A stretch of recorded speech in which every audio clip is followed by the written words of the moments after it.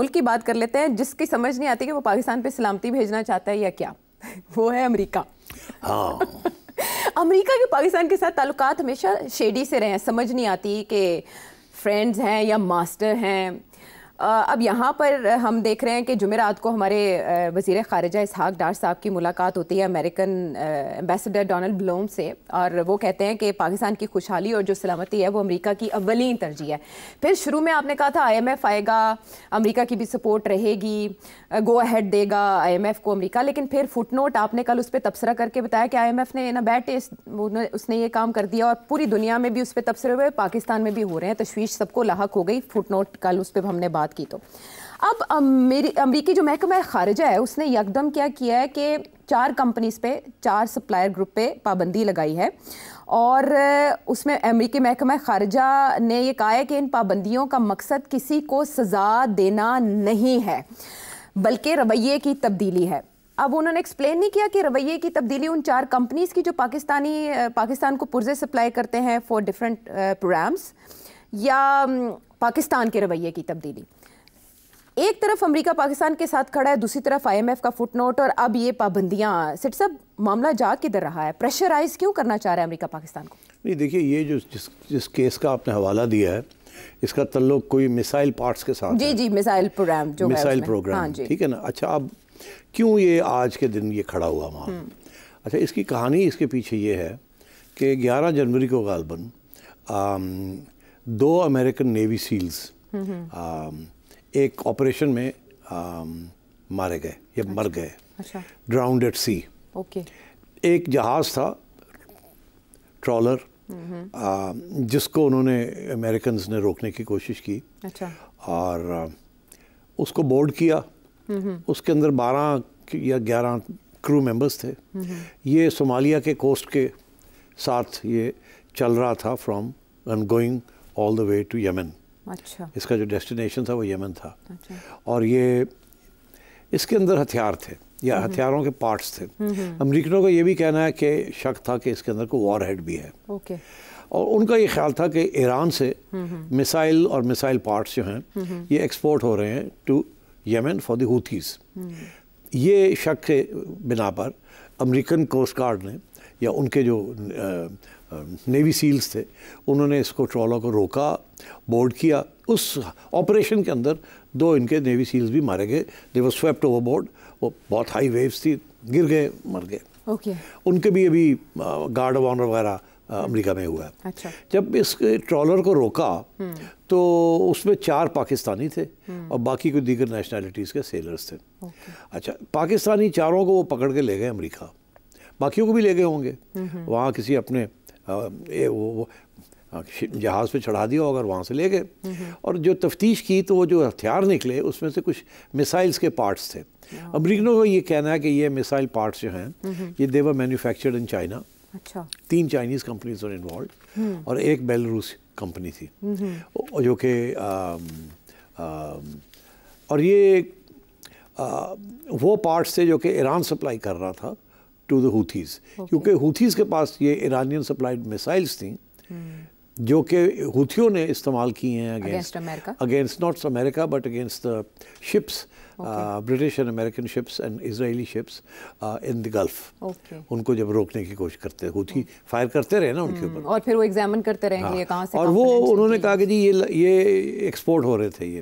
اگر تو پاکستانی اس ٹرالر میں نہ ہوتے، سمندری جہاز میں، تو وہ کہتے ہیں کہ ایران والوں نے یہ اپنے سٹاک میں سے ہوتھیز کو سپلائیز جا رہی ہیں، مگر کیونکہ پاکستانی نکلے بیچ میں تو پھر انہوں نے تفتیش کی۔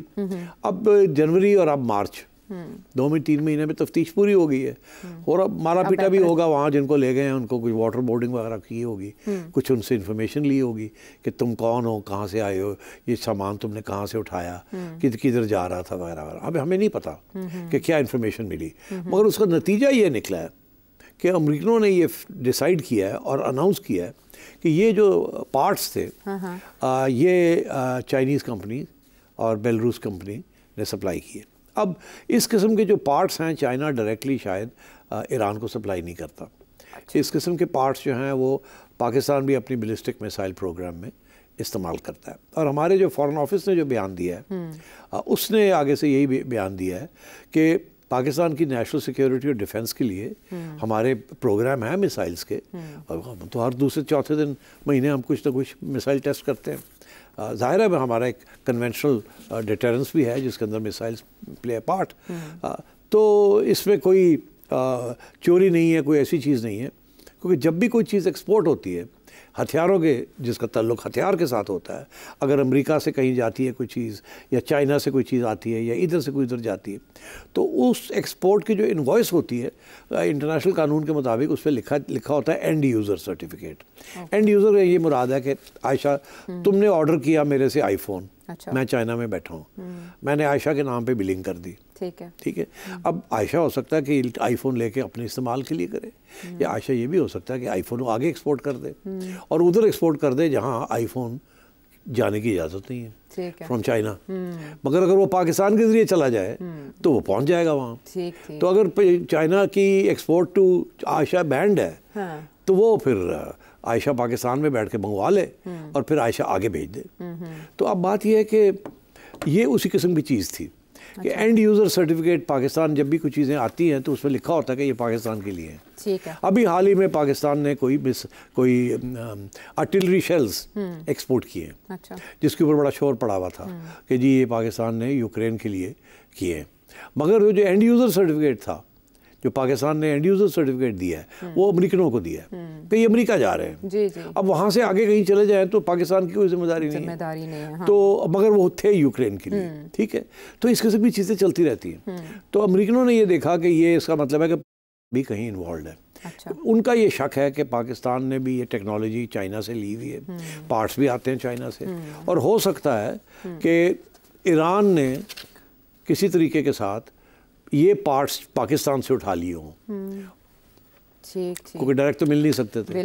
تو پھر انہوں نے آگے یہ ہوتھیوں کو بھیج دیے, اور پھر کیونکہ پاکستان کسی طریقے سے ایک ٹرانزٹ کنٹری بن گیا ہے جس کے ذریعے یہ ہتھیار پہلے پارٹس یہاں آئے, یہاں سے پھر آگے گئے, تو اس لیے پاکستانی بھی انوالو ہو گئے, وہ 4 پاکستانی جو ہیں. تو یہ امریکہ کا یہ شک تھا کہ شاید اس میں یہ جو کمپنیز ہیں یہ سپلائی کر رہی ہیں پارٹس ٹو پاکستان, اینڈ وہاں سے یہ ایران جا رہے ہیں, ایران سے یہ یمن جا رہے ہیں. اچھا, اب تو انہوں نے یہ ڈٹرمن کر کے ان کمپنیز کے اوپر سینکشنز لگا دیے. ان کے اکاؤنٹس جو ہیں یہ چائنیز کمپنیز کے امریکہ کے اندر یا جہاں بھی ان کو سیز کر لیے, اور اب یہ کمپنیز جو ہیں کوئی تجارت نہیں کر سکتی کسی اس ملک کے ساتھ جس کے ساتھ امریکہ کے تعلقات ہیں, کیونکہ امریکہ کا لا یہ کہتا ہے کہ اگر ہم نے عائشہ کے اوپر سینکشن لگائی ہے تو عائشہ نجم سیٹھی کو اگر مال دیتی ہے تو نجم سیٹھی جو ہے نا وہ بھی گلٹی ہے, وہ نہیں لے سکتا, بیکاز ہم نے عائشہ کو سینکشن کیا ہے. اگر نجم سیٹھی عائشہ سے مال لے گا تو نجم سیٹھی بھی پھر ذمہ دار ہے. بالکل ٹھیک ہے. تو انہوں نے یہ کیا, اور اب یہ وہ کہہ رہے ہیں جی کہ ان کمپنیز کو انہوں نے بین کر دیا. پاکستان نے پروٹیسٹ کیا ہے کہ جی ہم بھی ان سے لیتے ہیں, تو ہمارا تو ڈکلیئرڈ ہے سارا کچھ, جو ہمارا اپنا ویپنز پروگرام ہے اور جو کچھ ہے, کوئی پابندیاں نہیں ہیں ان چیزوں پہ, تو یہ کیوں آپ نے یہ تو پروٹیسٹ کیا ہے. اچھا, کیونکہ اشارہ یہ ہو رہا ہے جیسے کہ پاکستان کوئی انڈائریکٹلی ایران کو کچھ دے رہا ہے, اشارہ امریکنوں کا یہ ہے. جیسے ماضی میں بھی اس طرح کی شک کی بنیاد پر کاروائیاں ہوتے رہتا ہے, چیزیں چلتی رہتی ہیں.